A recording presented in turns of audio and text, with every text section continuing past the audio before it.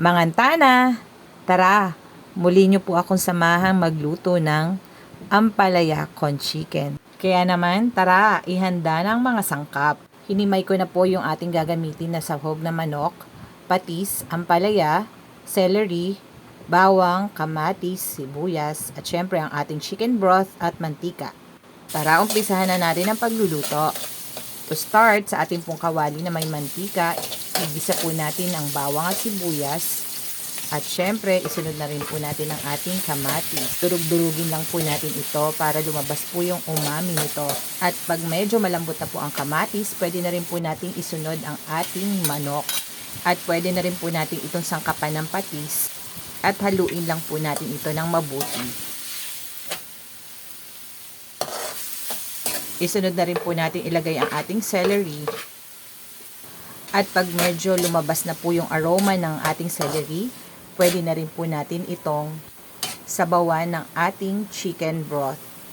Naglagay din po pala ako ng konting paminta dito. At nagdagdag din po ako ng konting tubig. At pagkatapos po ay hayaan lang po natin itong kumulo.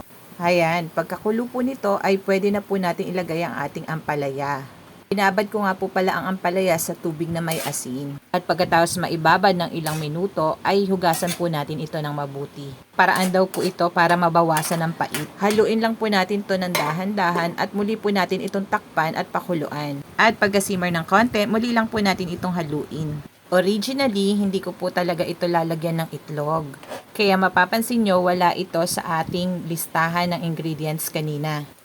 Pero ayan, nilagyan ko pa din. Parang hindi kasi siya kompleto kung wala itong itlog. At syempre, nakakapagdagdag din to ng sustansya at linamnam sa ating ulam.